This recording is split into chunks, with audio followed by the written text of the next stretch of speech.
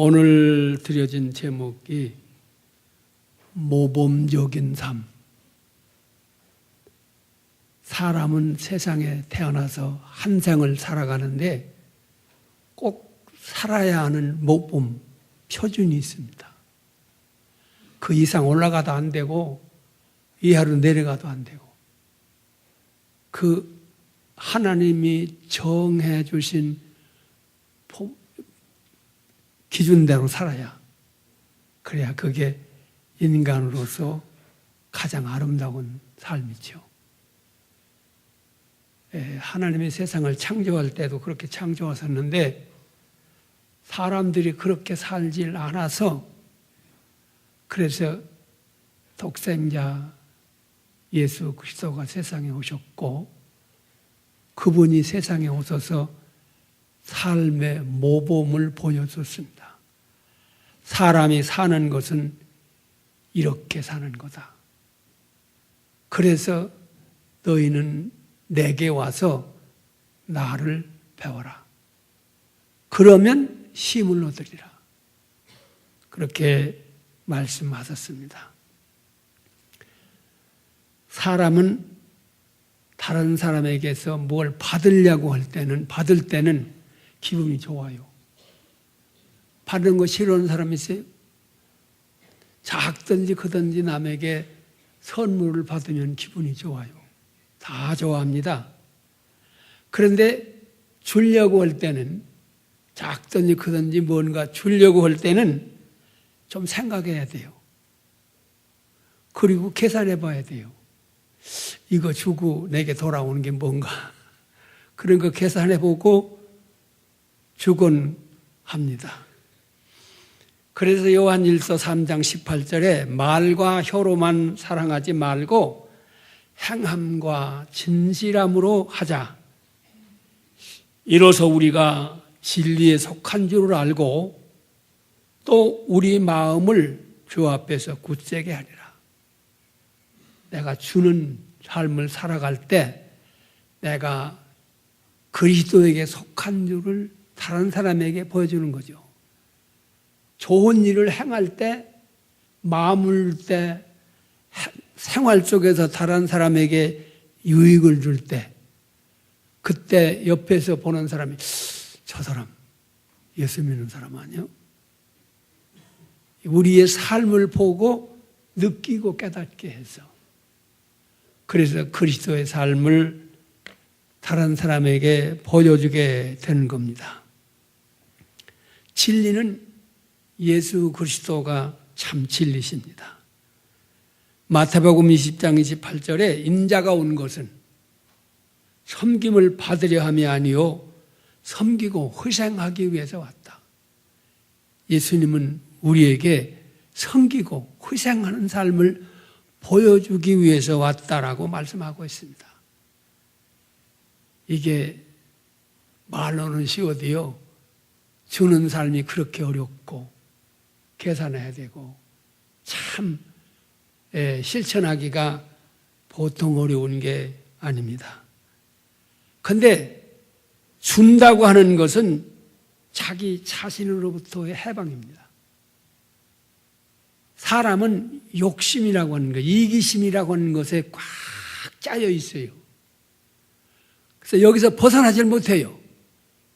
눈으로 보고 귀로 듣고 생각하고, 그래서 그 모든 것이 욕심, 이기심 때문에 싹 쌓여서 행동을 옮기기가 그렇게 어렵습니다.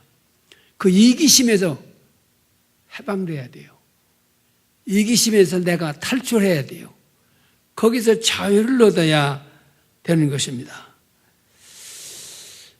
이기심에, 욕심에 사로잡히면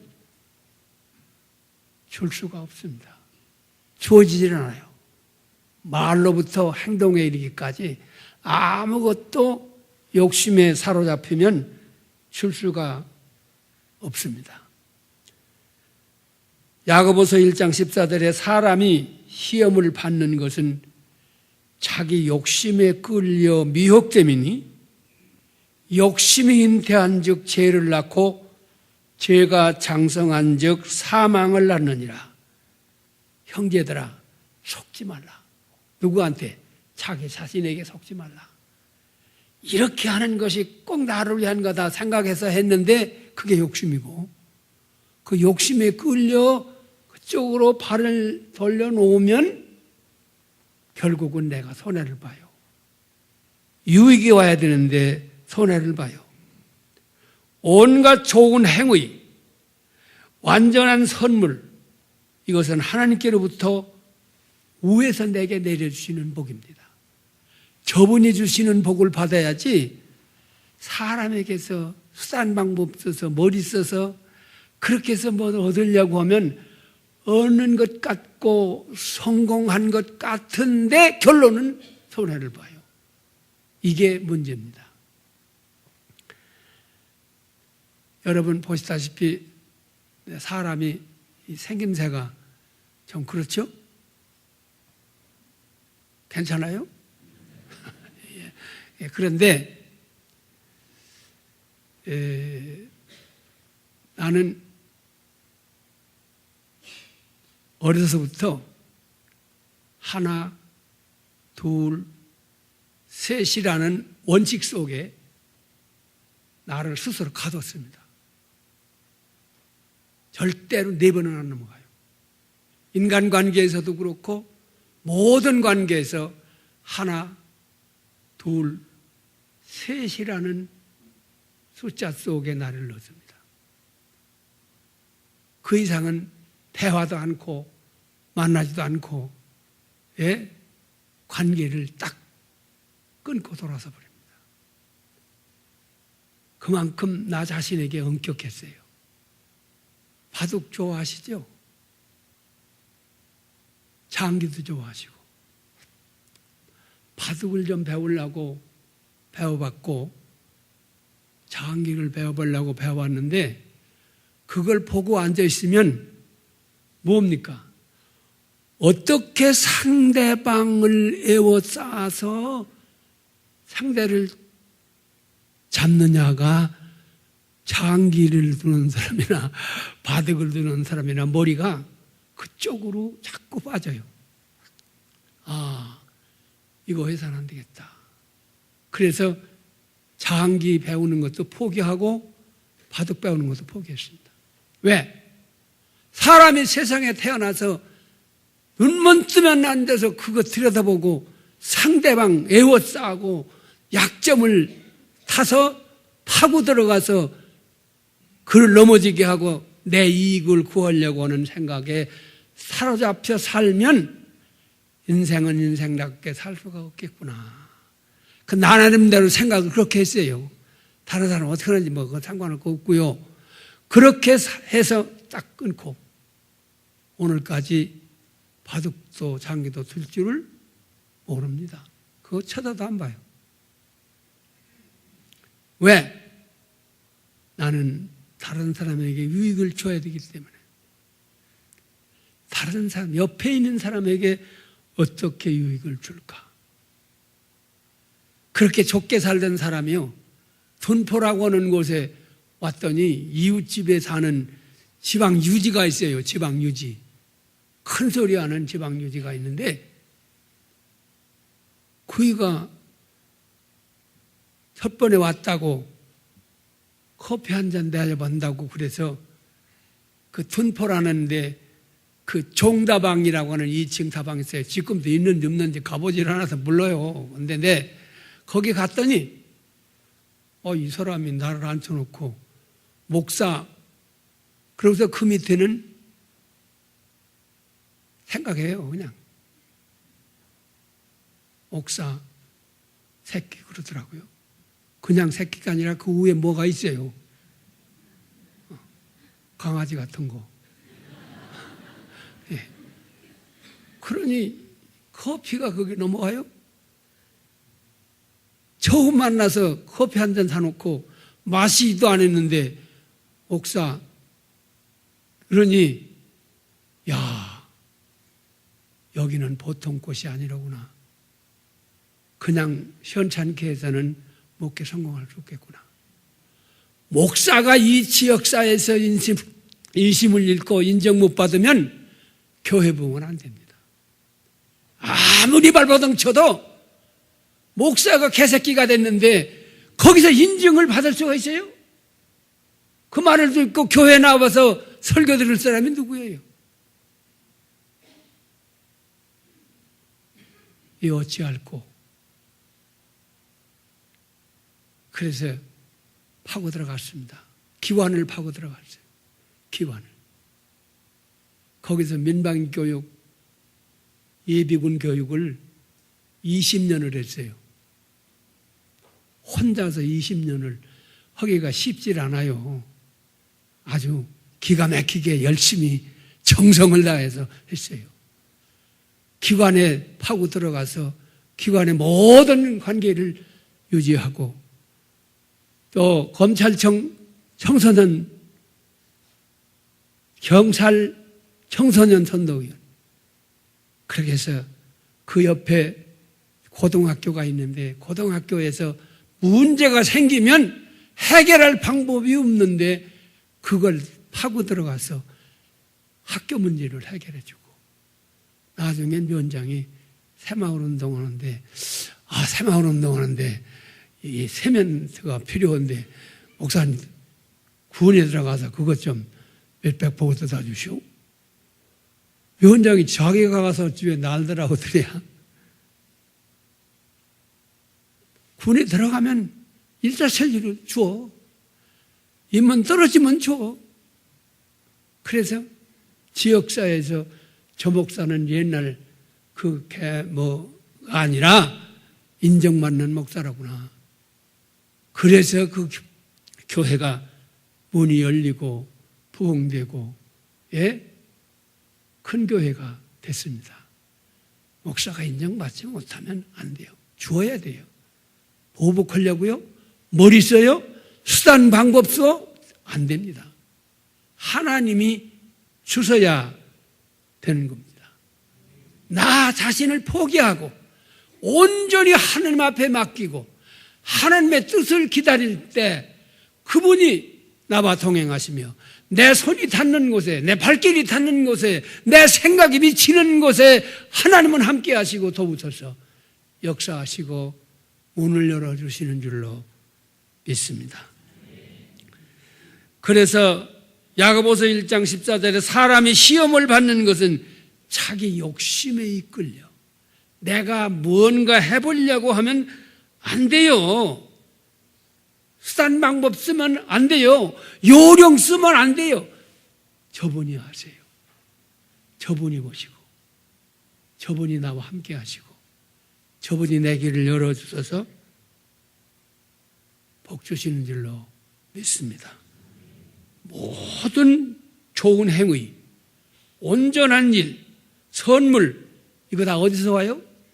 저분으로부터, 하늘로부터 하나님께서 내게 주셔야 되는 줄로 믿습니다. 거기서 받아야 온전한 걸 받을 수 있어요. 그게 행복한 거요. 그게 성공하는 삶이에요. 이게 중요합니다. 갈라디아서 5장 24절에 그리스도의 사람들은 육체와 함께 그 정과 욕심을 십자가에 못 박았느니라. 육체의 사람, 세상적인 사람, 이기적인 사람은 주님과 함께 십자가에 못 박아야 됩니다. 그건 죽어야 됩니다. 누구든지 나를 따라오려거든 자기를 부인하고 제 십자가를 지고 나를 따라오너라. 내가 살아있으면 안 돼요. 하나 둘 셋 된 사람이 그거 포기하느라고요 그냥 되는 게 아니에요. 그거 포기하고 나니까 하나님은 함께 하시고 하나님은 역사하시고 하나님은 길을 열어주시는 줄로 믿습니다. 사람이 과다한 욕심에 사로잡히면 이웃을 볼 수가 없어요. 옆에 사람이 보이질 않아요. 내 욕심에 끌리면 세상이 다 내가 진 것 같은데 손에 잡힐 듯한데 잡히질 않는 게 세상입니다. 이기심에서 벗어나야 됩니다. 욕심에서 벗어나야 됩니다. 오늘 내가 왜 존재합니까? 여러분이 왜 예수 믿습니까? 예수 믿는 이유가 뭡니까? 예수 믿는 목적이 뭡니까? 예수 믿는 까닭이 뭡니까? 내가 복의 근원 되기 위해서. 여러분이 복의 근원 되어야 돼요. 여러분에게서 복이 나와야 돼요. 우리에게서 기쁨이 나가야 돼요. 우리에게서 즐거움이 나가야 돼요. 우리에게서 기쁨이 이웃 사람에게, 옆에 사람에게 전달되어야 되는 줄로 믿습니다. 내게서 그게 맥히면 기쁨이 어디서 나가요? 즐거움이 어디서 나가요? 행복이 어디서 나가겠어요? 나를 통해서 나가야 되는 줄로 믿습니다. 나를 통해서 주변 사람들이 편안함을 얻고 기쁨을 얻고 즐거움을 얻고 유익을 얻는 삶을 살아야 되는 줄로 믿습니다. 나는 내 옆에 사람에게 무엇을 줄까? 어떻게 해서 기쁨을 줄까? 어떻게 해서 유익을 줄까? 그게 우리들의 삶이 되어야 되는 줄로 믿습니다. 사람들이 그렇게 살지 않기 때문에 예수님이 세상에 오셔서 그 모범을 보여줬어요.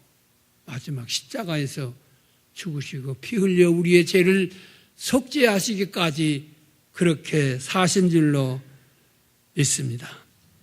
내가 무엇을 얼마나 큰 일을 했느냐 그게 중요한 게 아니고요.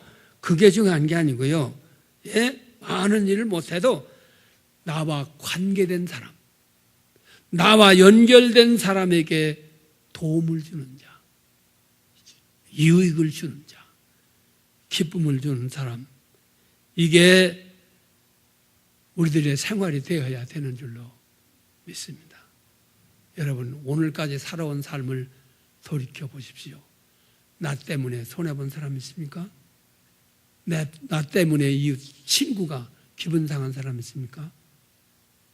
그거 안 되죠. 나 때문에 아내가 속병에 들었습니까? 나 때문에 남편이 치매에 걸렸습니까?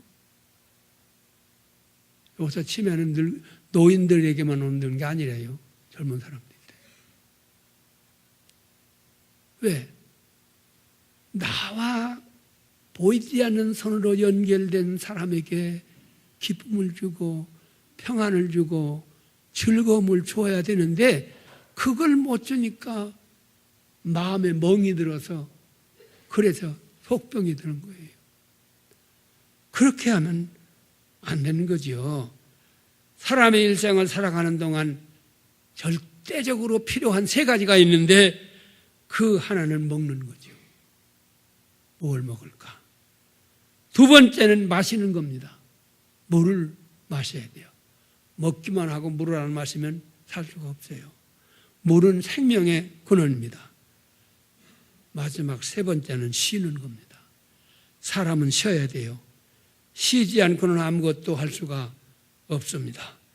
마태복음 11장 28절에 수고하고 무거운 짐진 사람들아 다 내게로 오라 내가 너를 쉬게 하리라. 진실로 내 생에 평안을 얻고 힘을 얻으려 하십니까? 그렇다면 주님께 오십시오. 주님의 도움을 받으십시오. 그러면 마음에 평안을 얻고 힘을 얻을 수 있습니다. 즐겁게 살아갈 수가 없습니다. 물질을 의지하고 살면 욕심에 빠지고 결과는 실패하게 되는 겁니다. 무엇을 먹을까? 무엇을 마실까? 염려하지 말고 공중의 새를 보라. 들의 백합화를 보라. 솔로몬의 영광보다 더 귀하지 아니하냐? 그렇게 말씀하고 있습니다. 하나님 함께하고 하나님 말씀대로 살면 하나님이 우리의 삶에 부족함이 없도록 채워주시는 줄로 믿습니다. 줘야 돼요. 마음으로부터 옆에 사람에게 줘야 됩니다. 가정에서 아내에게 줘요. 남편에게 줘요. 나는 우리 이제 우리 할멈도 80이 넘었으니 할멈이죠. 근데 뭐 먹고 싶다. 일부러 그러는 건 아니지만 그런 눈치가 보이면 즉시 가서 사옵니다.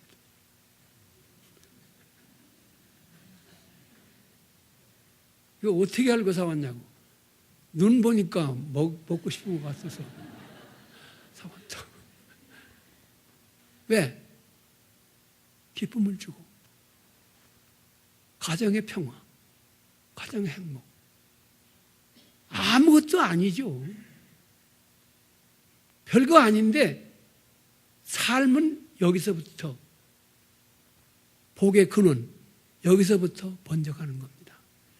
여기서부터 실천해서 자꾸 이게 영역이 넓어져 가게 되는 거죠. 이게 중요합니다.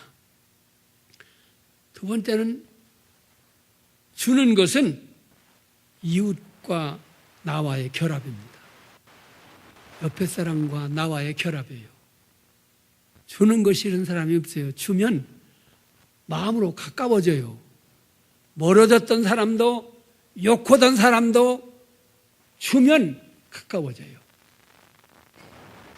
10,000원짜리 국밥 한 그릇 사주면 절대로 욕 안 해요. 왜? 얻어먹은 국밥 생각나서 욕을 못해요. 이 주는 것은 이웃과 옆에 사람과 나와의 결합입니다. 가까워지는 비결이 주는 거예요. 주는 거. 어떻게 하면 내가 주어서 저와 나와 하나 되고 저와 내가 가까워질 수 있을까? 그런 마음으로 주면 세상은 완전히 달라질 수가 있어요. 사람들이 그렇게 살지 않기 때문에 예수님이 세상에 오셔서 모범을 보여줬어요. 나는 섬김을 받기 위해서 온 게 아니다. 나는 섬김을 받기 위해서 존재하는 사람이 아니다. 주기 위해서 온 사람이다. 주는 것이 내 삶의 목적이다. 희생하는 것이 내 삶의 목적이다. 이웃을 위해서, 가족을 위해서 희생하고 주는 것, 그렇게 살면 행복해져요. 하나 될 수 있어요. 결합될 수 있습니다. 그런데 이 주는 건요, 내가 많이 가지고 있다고 주는 게 아닙니다. 가지고 있으면 더 가지려고 하는 사람이에요. 99석 가진 사람이 한 성 가진 사람 거 빼서 100석 채우려고 한다고는 옛 속담이 있는데, 어떤 생각을 가지고 있느냐에서 나타나는 현상이 바로 주는 겁니다. 생각이 주는 마음으로 바뀌면 줄 수 있어요. 그러나 생각이 주는 마음이 없으면 절대로 많이 가지고 있어도 줄 수가 없습니다. 돕고 싶고 나누고 싶고 내 삶에서 무언가 줄 수 있는 것이 없나 늘 그렇게 생각하고 살면 도울 수 있습니다. 이게 중요합니다. 왜? 주는 것은 마음의 생각을 손으로 실천하는 게 주는 거예요. 마음에 없는 생각은 손으로 절대로 실천이 안 돼요. 이게 중요합니다. 마음에 주고 싶은 생각이 있으면 언젠가 손으로 주게 되는 겁니다. 이게 중요합니다. 요한일서 3장 17절의 말씀을 보면 재물을 가지고 형제의 궁핍함을 보고도 도와줄 마음을 막으면 하느님의 사랑이 어찌 그 속에 거하겠느냐. 형제를 도울 마음을 막아버리면 그 속에 하나님의 사랑이 없다 그 말이에요. 그러니까 우리는 어떻게 살아야 되겠어요? 도와야 됩니다. 예. 요한일서 3장 14절에 형제는 우리를 사랑함으로 사망에서 옮겨 생명으로 들어간 줄을 아나니. 형제를 돕습니까? 그러면 나는 사망에 사는 사람이 아니고 생명으로 구원받은 사람입니다. 구원받은 사람은 실천할 수밖에 없어요. 그 속에 예수 그리스도가 계시면 실천할 수밖에 없어요. 고린도후서 13장 5절에 너희가 믿음에 있는가 너의 자신을 시험하고 확증하라. 내가 믿음에 있는지 없는지를 늘 자신을 시험하고 확증해야 됩니다. 왜? 너희 속에 그리스도가 계신 줄을 알지 못하느냐? 그렇지 않으면 너희는 버리운 자다.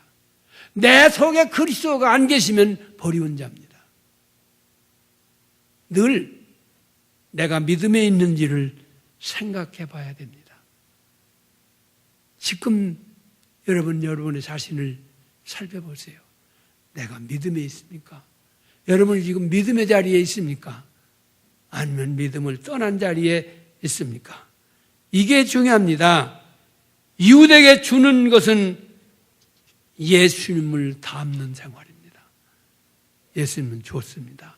어디까지 줬어요?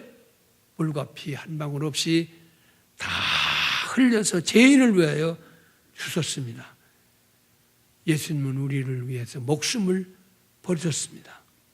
그래서 우리가 사랑을 알고 또 형제를 위해 목숨을 줄 수도 있는 마음이 우리 마음속에 생겨진 것입니다.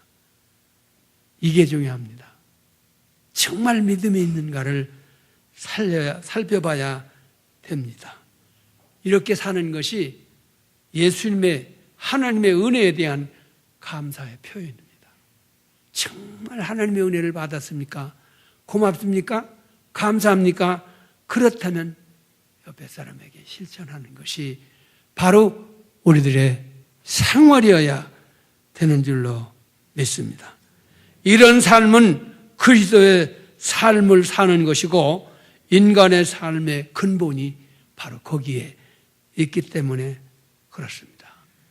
요한복음 15장 13절에 사람의 친구를 위하여 자기 목숨을 버리면 이에서 더 큰 사랑이 없나니. 이보다 더 큰 사랑이 어디에 있겠습니까? 이 사랑으로 살아야 되는 줄로 믿습니다. 하나님이 주셔야 돼요. 하나님이 우리의 문제를 해결해야 됩니다. 마지막으로는 이 주는 것은 하나님과 하나 되는 겁니다.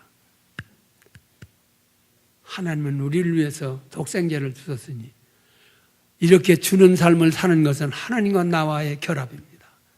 하나님과 나와의 하나 되는 비결이 주는 데 있습니다. 이게 중요합니다. 마태복음 20장 28절에 인자가 온 것은 섬김을 받기 위해서가 아니라 주는 것이라고 그랬습니다. 베드로전서 2장 20절에 선한 일을 행하고 고난을 받고 참으면 이는 하나님 앞에서 아름다운 거다. 좋은 일을 하고 고난을 받고 그리고 참으면 이보다 더 좋은 일이 어디 있겠느냐. 선한 일하고 나쁜 일하고 욕먹는 건 당연한 거고요. 예? 그래서 그 21절에 이것을 위해 너희가 부르심을 입었으니 주는 삶을 위해서 예수님께서 주신 것처럼 우리도 다른 사람에게 주는 삶을 사는 것이 바로 뭐예요? 부르심을 받은 목적입니다. 그리스도는 너희를 위해 고난을 받으사 너희에게 본을 끼쳐 그 자체를 따라오게 하셨느니라. 예수님이 세상에 오셔서 우리를 위해서 물과 피 한 방울 없이 다 주시고 가셨어요.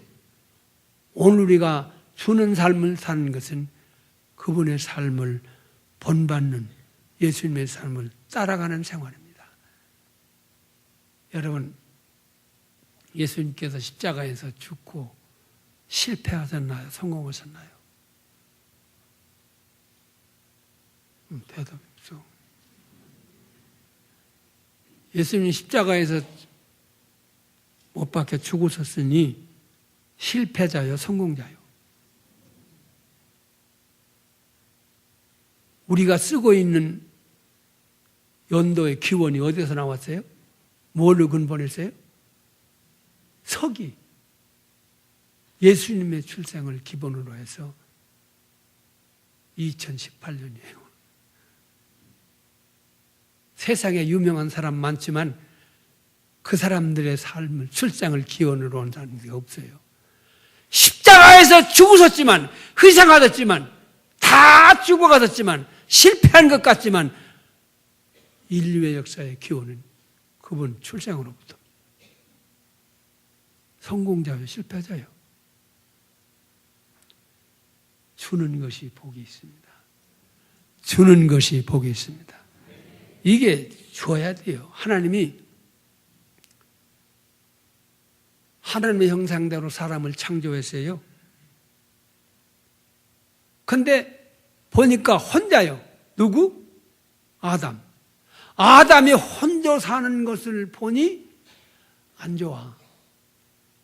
그래서 누구를 만들었어요?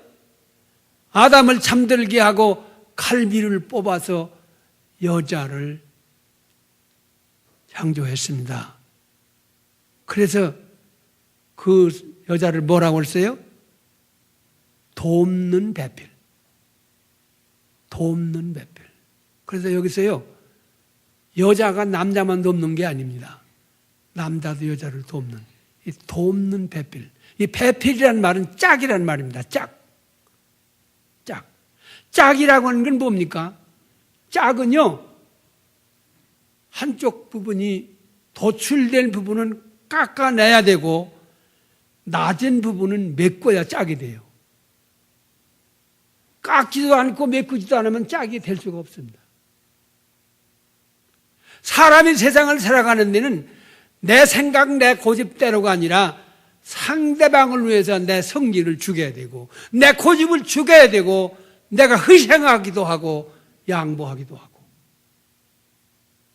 이게 뭐예요? 짝입니다. 짝. 돕는 배필입니다. 돕는 배필. 그래서 마태복음 11장의 9절에 나는 마음이 온유하게 겸손하니 내 멍에를 메고 내게 배우라. 삶을 배워라. 돕는 배필. 이렇게 살아야 가정이 행복하고 그 가정이 즐겁고 그 가정이 천국이고 그 자손이 복이 있는 줄로 믿습니다. 이게 중요해요. 요즘에는 난 나이 먹어서 그런지 모르지만 젊은 사람들이 마음에 안 드는 게 있어요. 이런 사람은 미움받지? 마음에 안 드는 게 뭔가 하면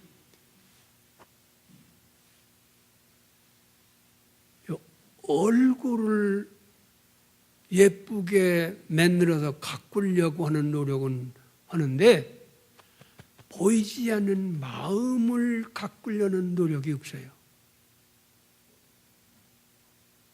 나는 요즘에 무슨 얘기를 하는가 하면 얼굴이 예쁜 여자는 곤란하다. 왜? 속을 가꾸질 않아서 속이 잘못된 사람하고 살면 일평생 안 됩니다. 곤란합니다. 얼굴은 좀 그래도 마음이 예뻐야 돼요. 마음이 예쁘면 행복할 수 있습니다. 다 잊어버려. 이게 참 중요합니다. 그리스도의 삶을 배워야 돼요. 희생하는 삶을 배워야 돼요. 양보하는 삶을 배워야 돼요. 돕는 삶을 배워야 돼요. 뭘 보이려고 생각하지 말고요. 그리스도의 삶을 살아야 힘을 얻을 수 있습니다. 요한일서 4장 8절에 사랑하지 아니하는 자는 하나님을 알지 못하나니 이는 하나님은 사랑이심이라. 하나님은 사랑이시기 때문에 사랑하지 않으면 사랑을 몰라요. 뭐가 사랑인지, 어떻게 하는 게 사랑인지를 몰라요. 사랑은 주는 것이지 받는 게 아닙니다. 10절에 사랑은 여기 있으니 우리가 하나님을 사랑한 것이 아니요 하나님이 우리를 사랑하사 우리 죄를 위하여 화목제로 그 아들을 보내셨느니라. 예, 하나님은 사랑이십니다. 우리가 하나님을 사랑하는 게 아니고 하나님이 우리를 사랑하셨습니다. 하나님은 얼마나 화목제물로 아들을 보내셨습니다. 이만큼 우리를 사랑했습니다. 그러므로 우리들의 삶 속에서는 이 희생하는 삶을 살아갈 때 복이 되는 줄로 믿습니다. 하나님께서 그에게 하늘문을 여시고 채워주시는 줄로 믿습니다. 앞길을 열어주시는 줄로 믿습니다. 기도하겠습니다. 우리 하나님 감사합니다. 오늘로 저희들을 주님 전에 불러주시고 주님 앞에 기도하며 성호를 찬양하게 하심을 감사합니다. 여기 머리 숙인 모든 성도들 주님의 삶을 배우게 하옵소서. 우리 주님 모시고 주님과 함께 살게 하소서. 모든 사람들에게 유익을 주고 모든 사람에게 기쁨을 주고 평안을 주고 다른 사람을 위하여 사는 복된 삶이 되게 하소서. 우리들의 생활이 자손만대 주 안에서 승리하게 하시고 하나님 앞에 영광과 찬송을 돌리는 복되고 거룩한 삶이 되게 하옵소서. 오늘 주님 앞에 나와 마음과 뜻과 정성을 모두어 하나님 앞에 드려진 제물을 받으시옵소서. 바친 손길과 심령과 가정과 직장 후에 넘치는 복으로 채워 주옵소서. 그의 손과 발이 미치는 곳곳마다 주님 동행하소서. 살아계신 하나님의 능력의 손길을 체험하게 하시고 느끼게 하시고 깨닫게 하소서. 그 삶이 감사와 찬송으로 넘치게 하여 주시옵소서. 온 가족들에게 영육간의 강건한 힘을 더하소서. 영광을 받으시옵소서. 담임 목사님 멀리 외국에 가 있는데 하나님 동행하여 주옵소서. 그곳에서도 함께 하소서. 그 입을 통해서 전해지는 말씀이 은혜되게 하시고 생명이 되게 하시고 저들의 삶을 변화시키는 능력이 되게 하옵소서. 모든 인물을 마치고 돌아오는 순간까지 동행하시고 그들을 평탄케 하소서. 영광을 받으시옵소서. 예수님의 이름으로 기도하옵나이다. 아멘.